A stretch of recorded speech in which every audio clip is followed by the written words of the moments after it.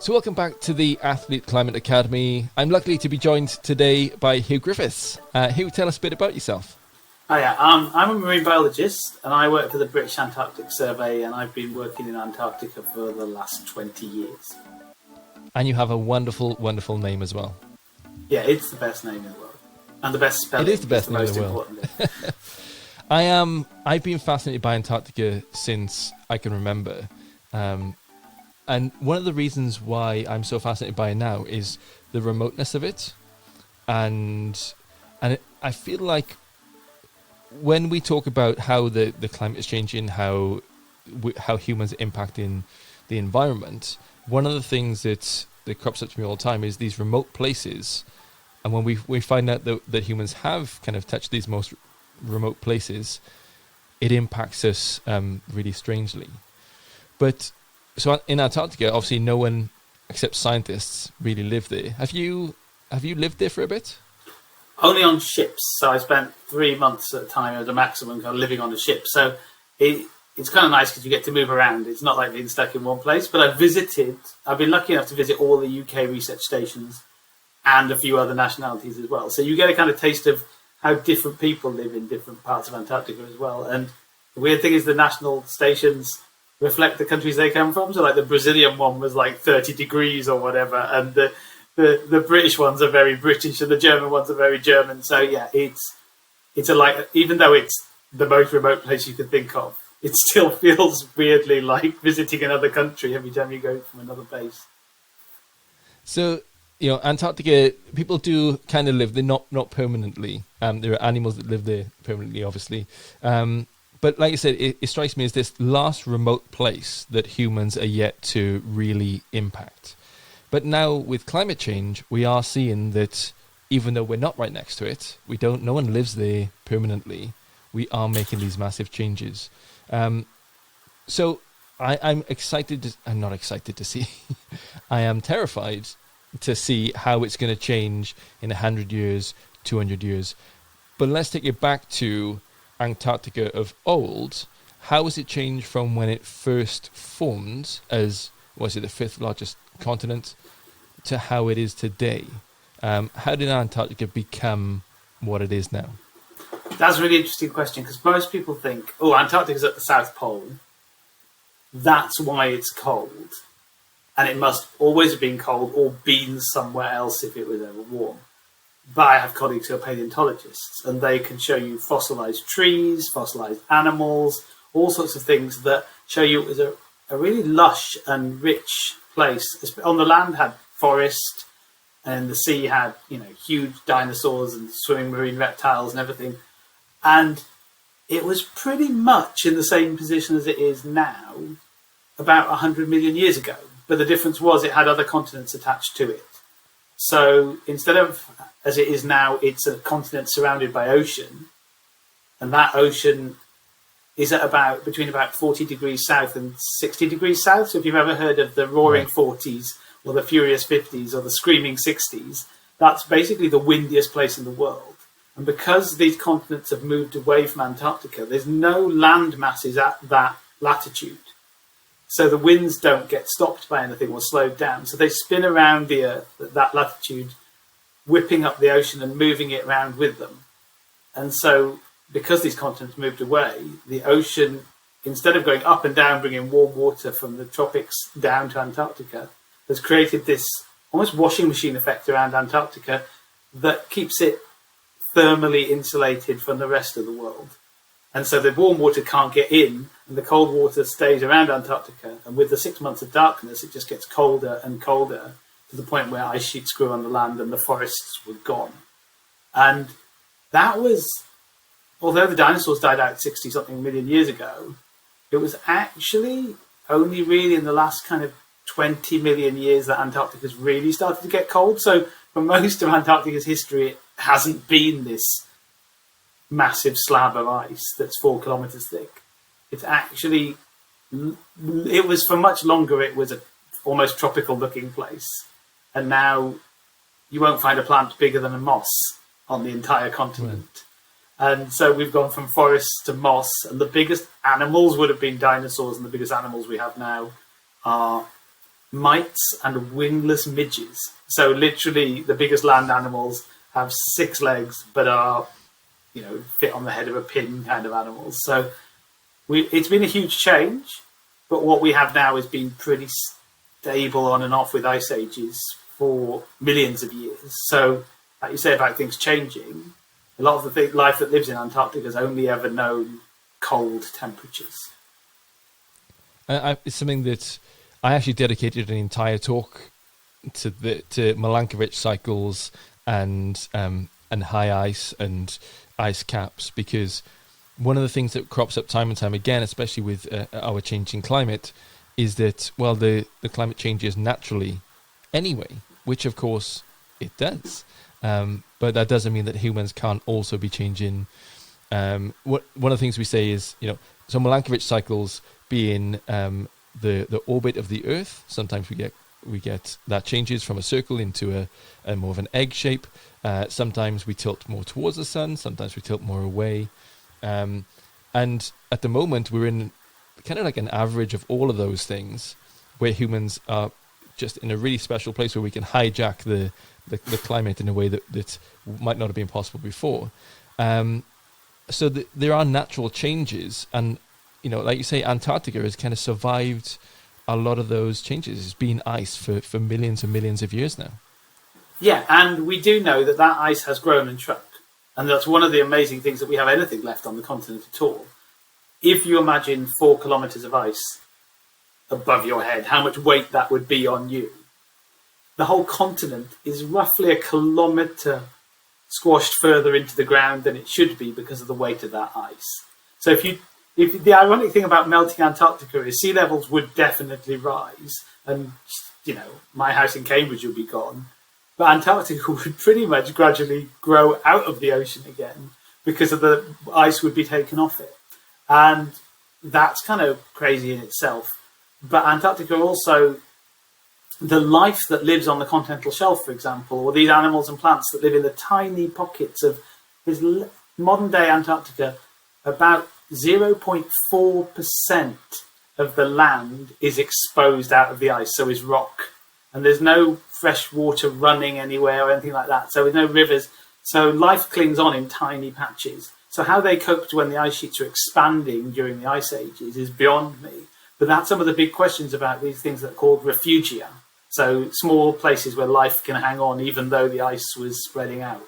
So that's one of the questions we try to answer is, where and how did life survive during these what are called glacial maxima, so the expansion of the ice? But at the same time, we also know that we can see clues in life for when we had these warmer periods in the past and the ice has shrunk a bit. So you might have ancient seaways running between what are currently all covered in ice but would be islands if you melted some of the ice. And that might connect to populations of animals, and you can tell that from their genetics. So biology can help inform the kind of physics of climate models by saying, actually, these animals did find a way of, let's put it politely, talking to each other and reproducing. So biology, studying what we see there now is really interesting, but also everything we see in the world today is a reflection of what's happened before. So whether that's past extinctions or past expansions of animals, and over half of the species we find in Antarctica are unique to Antarctica. And there's something like nearly 20,000 species, we think, in the sea around Antarctica. So if you think of that white desert with a few penguins waddling around, those higher predators make up about 70 species in the whole Southern Ocean. Then you've got the kind of krill and plankton and stuff, which is about another 700 species of things hanging about in the water. Then you get to the bottom of the sea and there's about 19,000 species that we find. About 10 or 20% of everything we find at the bottom of the sea is new to science. And all of that comes from this incredible stability of Antarctica. It's got really quite predictable patterns, well, it has had until we've started messing around with things, where every year the sea ice would double the area of the continent by literally the sea freezes. And that frozen ocean seems like the worst thing that can happen to an ecosystem. But actually, if you imagine putting up a huge structure that plants can grow on. So these microscopic plants in the ocean tend to sink out. But if you put a load of ice that they can get trapped in and live in, then they've got something to grow on that can support more weight than just floating in the ocean. So the ice supports huge quantities of sea ice algae, and then when that melts in the spring, that rains down on everything and provides food for everything. So you also have the krill, which their larvae overwinter in the sea ice, and they're safe from the predators because they're in the tiny gaps in the ice. And them surviving in huge numbers means that they're probably the most abundant organism on the planet in the many billions of animals. And they feed pretty much everything. So unlike most food chains, where you might eat something if you're a meat eater that's gone through, a couple of iterations. If you're an eagle, you don't go straight to the thing that eats, the plankton. You eat a whole load of things in between, like you will go up through lots of levels. The biggest animals in the world, blue whales, eat Antarctic krill. So do the leopard seals, so do the albatrosses, so do everything else. So you've just got one step between the production of food and the consumers, and that's the krill. And the krill are also quite messy eaters, so they drop a lot of their food in spitballs and also poo out this plankton as not that well digested, so that it sinks faster.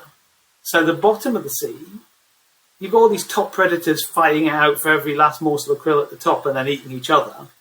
But at the bottom of the sea, you've got animals that are just waiting for food to rain down to them. They don't have to be predators. They don't have to be fighting. You can have huge 2-meter tall glass sponges. You can have the main kind of predators are things like ribbon worms or starfish, because we don't have most types of crabs, and we don't have lobsters, and we don't even have sharks because it's too cold. The water's -2 degrees. Most sharks fall asleep if they get close to 0. So it's a weird thing that looks more like that time of the dinosaurs I was talking about, where we have animals that don't do very well in the world's ocean today because they're quite simple and can't defend themselves against sort of more modern predators.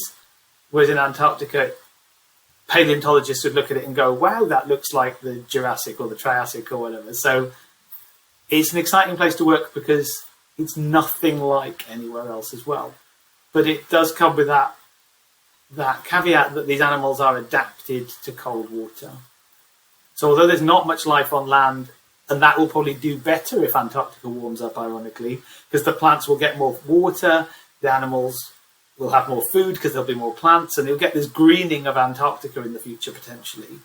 But in the oceans, if the sea ice melts too early, there's less food coming down to the bottom of the sea. If the water warms up too much, animals that are used to a really cold water will not be able to cope with the warming conditions, but also there's the chance that animals that can't cope with the cold could come in, and they might be out competing or even predating on the animals we have. So even a couple of degrees change in temperature, water temperature in Antarctica, and we've already seen a 1 degree change in the last sort of 30 years, could cause havoc in that ecosystem in a way that we don't understand. So if it upsets the krill, that's the whole ecosystem collapsing. And we don't know what will upset the krill necessarily. So I guess it's a long answer to what you asked, but everything kind of cascades. When you have the ice right through to the animals, there's a direct link. There's always a direct link back to the cold and the ice in Antarctica, and it pretty much determines how everything works. And I think that point is so crucial that, I talked a little bit about Milankovitch cycles and the natural cycles of interglacial periods, glacial maximums, and the way that the planet normally changes. At the last ice age, we were up to 32% coverage of the entire planet in ice, and now we're down to 10%, and that's a natural cycle. But what we're seeing with human-caused climate change at the moment, and the warming of the planet, is that it's so quick, and that animals need that time to change and adapt and just get used to it. So what are we seeing in Antarctica at the moment? Are they learning to change with that? It's interesting. We have kind of the cliche of the canary in the coal mine because the polar regions change faster. And it is true. I have colleagues who study aerial photographs from 20 or 30 years ago and compare it to modern satellite data and see that 80 or 90% of the glaciers on the Antarctic Peninsula are retreating. that's exposing entire new habitats that didn't exist before. So it's more than just are they coping. It's like, where are they going and what are they doing? We have certain species of penguin that don't like the ice, which sounds like weird, but it's true. Most penguin species in the world live in warm countries. They don't live in Antarctica. There's only 2 that nest on the continent of Antarctica itself. There's the emperor penguins that everyone knows about, who nest on the sea ice. And then you have the Adelie penguins, which are amazing little feisty little things that take no nonsense from anybody. But they need rocky places to nest. But they do like it cold. Whereas other species that live nearby, like gentoo penguins and chinstrap penguins, prefer it a bit warmer and less sea ice around. And what we've seen is the Adelie penguin ranges have been shifting further southwards and away from the Antarctic Peninsula, and other species of penguin coming in and nesting in those places and replacing them.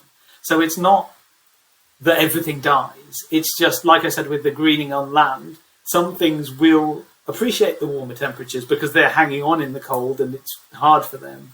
Whereas the real cold specialists that you don't find anywhere else, because the gentoo penguins, you find them in the Falkland Islands, for example. So they're not Antarctic animals. They're cheeky little things that are coming in where they see a gap that they can live in. But that is a really interesting thing that you can already see those changes in the top predators. Whereas with these 20,000 species at the bottom of the sea, we don't even know what half of them eat yet, let alone, I'd say about 50% of them we found only once or twice ever. So we have no idea what dynamics are shifting there, but we do know from experiments my colleagues have done with warming up settlement panels, so the things you put out at the bottom of the sea where larvae of these animals will settle on them and grow, and you can count how much recruitment there is to the populations in the area. And what they cleverly did was warm these panels up as well to keep them at 1 or 5 degrees above ambient temperature. And you could see that the whole thing got messed up straight away as soon as you started warming it up. So some things shot off and grew much quicker and did much better initially, but then it became dominated by just a handful of species compared to the normal diversity you got. And even something as simple as daylight. So Antarctica's got a lot of daylight in the summer, 24-hour daylight. But if you've got sea ice, that blocks out a lot of the light. So in a lot of the shallow waters of Antarctica, you have animal-dominated communities. So we don't have the big seaweeds and kelp and things which smother the rocks everywhere else in the world. And we have big sponges and amazing soft corals and things like that. But if you don't have enough days of sea ice in the year, especially during the daylight months, then enough light reaches the sea floor to make a tipping point where you lose the animals and everything's overgrown by kelp, essentially.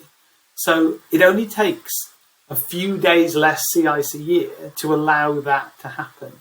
And on land, we've seen similar things where invasive species that came in with the whalers and the original researchers and explorers, like some small midge-type flies, but these are flying ones as opposed to the native ones that can't fly, they were very restricted on some of the islands because their life cycle requires enough warm days a year to reproduce.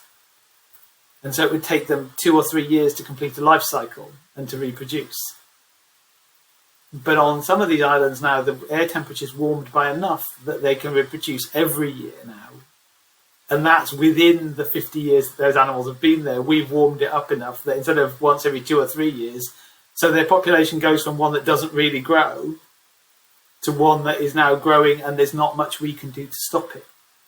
And we've had success stories where other introduced species have been taken out of subantarctic islands, for example, but they've been things like rabbits or rats or cats or other things that are big and you can essentially trap or shoot or poison.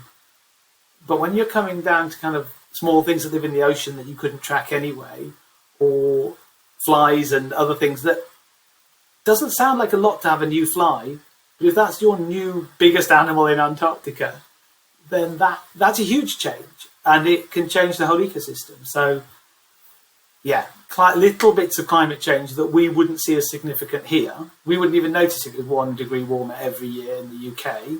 Our crops and other things might notice a little bit, but in Antarctica, that's enough to change an ecosystem. And I suppose there are so few people going to Antarctica. Scientists, researchers, a bunch of explorers and athletes go down every year as well, whether they head for the South Pole or be in the or doing other things down there. Is big mountain ranges in Antarctica. This is what on average a couple of thousand feet above sea level, so 10,000 feet. The corporate line is it's the highest, driest, windiest, coldest place on the planet. That's what we've come to all our work videos. But it always amazes people because they think there's loads of snow, and actually it's literally a desert. It gets as much precipitation as a desert gets, but it just doesn't melt. That's the difference. So you might be looking at centuries of snow that looks like a lot of snow, but actually it's taken a long time to build. Yeah, but it's like I said at the start, it's kind of a nice place to start to wrap up, is that it fascinates me because it is the place that feels the furthest away from all of us, but is potentially the one that we can affect most with the fossil fuels that we burn, with the plastics we put into the oceans and everything else. So it's just crazy that this place, this massive continent that's so far away, is still impacted as much as anything else is, and the life around it, by our daily activity. Oh yeah, if you just think of something as basic as the ozone hole. The ozone hole was over Antarctica because the poles are where a lot of the exchange and driving of the world system, whether it's winds, atmosphere or oceans, come together. The only place where all the world's major oceans, apart from the Arctic Ocean, meet is in the Southern Ocean. And that massive current I talked about connects all the world's oceans and drives the ocean conveyor belt that takes heat around the world and keeps Britain warm in winter, and all of these things are driven from Antarctica. It's the engine of the world. But also it's a place that doesn't take much to change things. So the giant ice shelves that hold back the glaciers on the land, all you need is to change wind patterns. In the East Antarctic Peninsula, we've lost 2 floating ice shelves in the last sort of 20 or 30 years. They've collapsed completely. And that's one environment changed. But those are almost like the corks that keep the glaciers on the land from running free. So if you pull the cork out, the glaciers on the land are able to drain more ice off the land. So a floating ice shelf doesn't change sea level. If you melt the whole thing, it's already in the water. But if you move the floating ice shelf, sea levels rise where we live. So as well as this point that you and I might, wash our face with something with microplastics in it, and those plastics might end up in Antarctica in huge quantities because of this ocean conveyor system, there's also the more scary prospect that you and I might use too much fossil fuels and end up underwater because of it. And it's nice having a seafront house, but not if you're, 100 miles from the coast when you bought it. So there is another cliche we use that what happens in Antarctica affects everybody. And the reverse of that is what you're saying, what we do affects Antarctica. And I think that's a really fair thing to say, that we think of it as very far away. But when you throw something in the ocean, or you burn something, or you make lifestyle choices, what you're doing can directly impact a place that most people don't even know what Antarctica is. They don't know that it's a continent covered in ice. They don't know that it's, had ice for millions of years. They don't know all of these things because people like me, that's our job to know all of that stuff. But they do see it on TV and they think it looks amazing and they think it looks beautiful and they have some sort of instinctive, that thing you're talking about of, wow, that's the most remote, extreme, challenging place. That's the sort of place we should keep clean and tidy and everything else. And the truth is, we find our pollution in the snow. We find it in the ice cores. We find it in the oceans. We find it in the food of the animals that are down there. And we can't clean it up by running around Antarctica cleaning it up. The way to clean it up is to stop putting things in at this end. Yeah, and I think that's a great place to wrap up, is that, the decisions that we make and the policies that we put in place are going to change Antarctica forever, and it is a beautiful place. It's the last continent that I've yet to visit and do science on, which I'm excited about to visit one day. But we are very, very thankful to have people like you down there. Just keep an eye on it, because, like you say, it's people talk about climate change and the pollution that we make on the planet. As we talk about climate change in like, oh, it's going to happen soon. It's going to happen soon. It is already happening, and to have people who are tracking that change at the very minimum is great. Huw Griffiths, thank you so much for joining us on the Arctic Climate Academy. Cheers. Thank you for having me. Cheers.